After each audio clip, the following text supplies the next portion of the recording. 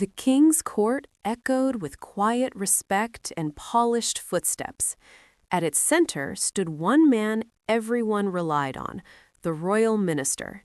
His intelligence solved wars, settled justice, and balanced the kingdom's wealth.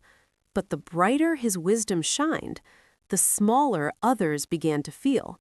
And where people feel small, jealousy grows silently. Whenever a problem arose, whether of war, taxes, or law, the king turned to this one man, and every single time the minister had an answer. But success has a strange habit. It creates enemies without warning. Soon, whispers began to crawl through the court halls. How can one man be so wise? Why does the king trust him so blindly? The murmurs grew louder with every solved problem. Then one morning, the king decided to speak. Smiling broadly, he said aloud, "My dear minister, your wisdom shines brightly. But sadly, your son lives in complete foolishness." Laughter spread through the court like fire. The minister stood still, his face calm, his posture dignified.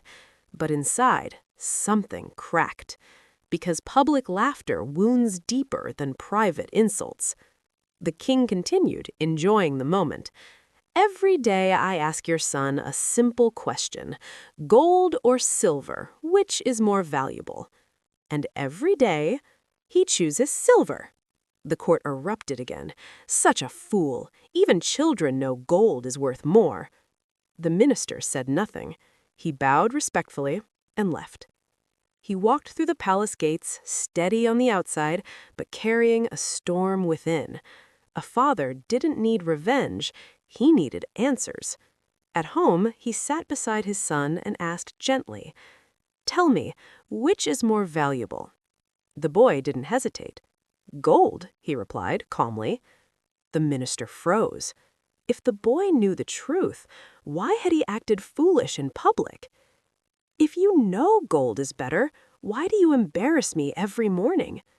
The boy smiled, not foolishly, but knowingly.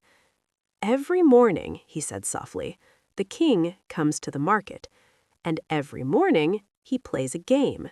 He places 2 coins before me, 1 gold, 1 silver, and he watches, waiting. When I choose silver," the boy continued, "he laughs loudly, proudly, and then he walks away." The minister's voice tightened. "But today, the whole court laughed at me." The boy stood up. "Come with me, father." He opened a small wooden chest. Inside, silver shimmered like moonlight, more coins than the minister had ever seen. Shock filled the room. "Where did all this come from?" the father whispered. "These are the king's coins, given to me 1 silver at a time.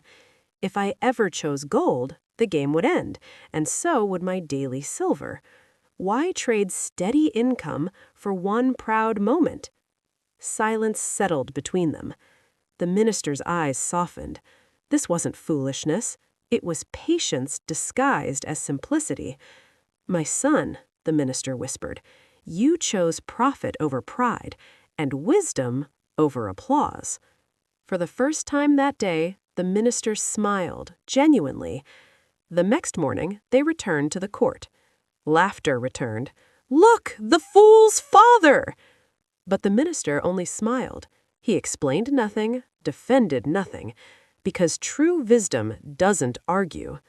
The king laughed again, unaware, blind to his own game. Sometimes the smartest person in the room is the one being mocked. Not every smart move looks smart in public, and not every loud laugh means victory. So if you know your path is right, let people laugh. They don't see your future. The world often mocks what it cannot understand, but wisdom doesn't seek approval, it seeks results. So if they call you foolish, just smile, because sometimes the cleverest people look foolish until it's too late for anyone else to catch up.